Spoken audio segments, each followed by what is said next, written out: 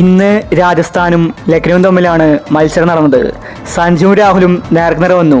ഈ ഒരു മാച്ചിന്റെ complete review ആണ് നമ്മൾ ഇന്നത്തെ വീഡിയോയിൽ നോക്കുന്നത്. ഇത്തരം IPL ന്യൂസിന് വേണ്ടി ഈ ചാനൽ മറക്കാതെ സബ്സ്ക്രൈബ് ചെയ്യൂ. രാജസ്ഥാനാണ് ഇന്ന് ഫസ്റ്റ് ബാറ്റ് ചെയ്തത്. അവർക്ക് മോശം തുടക്കമാണ് ഇന്ന് ലഭിച്ചത്. ജയ്സ്വാളും ബട്ട്ലറും ഓപ്പണിംഗ് ഇറങ്ങി.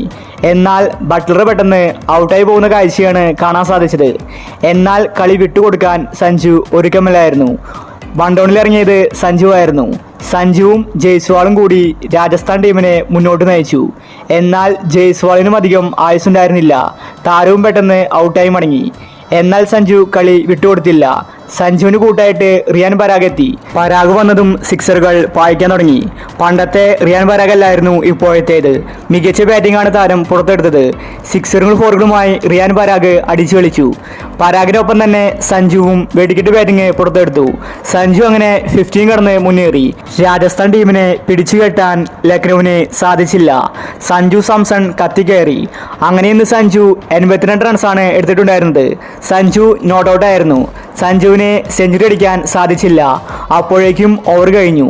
സഞ്ജുവിൻ്റെ ഒറ്റയാൾ പോരാട്ടമാണ് നമ്മൾ ഇന്ന് കണ്ടത്. സഞ്ജു വിമർശകർക്ക് ബാറ്റ് കൊണ്ടാണ് ഇന്ന് മറുപടി കൊടുത്തത്. അവസാനമായി സഞ്ജുവും ജുറലുമായിരുന്നു രാജസ്ഥാന് ക്രീസിലുണ്ടായിരുന്നത്. അങ്ങനെ അവസാന ഓവറുകൾ സഞ്ജു ആഞ്ഞടിച്ചു. അങ്ങനെ രാജസ്ഥാൻ 20 ഓവറിൽ 4 വിക്കറ്റ് മാത്രം നഷ്ടപ്പെടുത്തി 191 റൺസാണ് അടിച്ചു കൂട്ടിയത്. പിന്നീട് ലക്നൗ സെക്കൻഡ് ബാറ്റിംഗിന് ഇറങ്ങി. അവർക്ക് തുടക്കം തന്നെ പിഴയ്ക്കുന്ന കാഴ്ചയാണ് കാണാൻ സാധിച്ചത്. ആദ്യ ഓവറിൽ തന്നെ അവരുടെ ഓപ്പണർ ഡി കോക്ക് ഔട്ടായി. പിന്നീട് രണ്ടാം ഓവറിൽ ദേവദത്ത് പടിക്കൽ ഡെക്കിൽ പുറത്തായി. ശേഷം വന്ന ആയുഷ് ബദോനി പെട്ടെന്ന് ഔട്ടായപ്പോൾ ലക്നൗ ശരിക്കും ഒന്ന് അടിപതറി. 60 റൺസിൽ അവരുടെ 4 വിക്കറ്റാണ് പോയിട്ടുണ്ടായിരുന്നത്. 11 റൺസിൽ 3 വിക്കറ്റ് എന്ന അവസ്ഥയിലേക്ക് ലക്നൗ കൂപ്പുകുത്തി.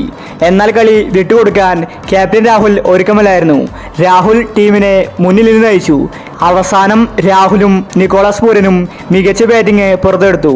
അപ്പോൾ ഇന്നത്തെ കളിയെപ്പറ്റി വിലയിരുത്തിയാൽ രണ്ട് ടീമും നന്നായി കളിച്ചിട്ടുണ്ട്. കളിയെപ്പറ്റി നിങ്ങളുടെ അഭിപ്രായങ്ങൾ താഴെ കമൻറ്റ് ചെയ്യുക. ഇതുപോലത്തെ IPL ന്യൂസിന് വേണ്ടി ഈ ചാനൽ മറക്കാതെ സബ്സ്ക്രൈബ് ചെയ്യൂ.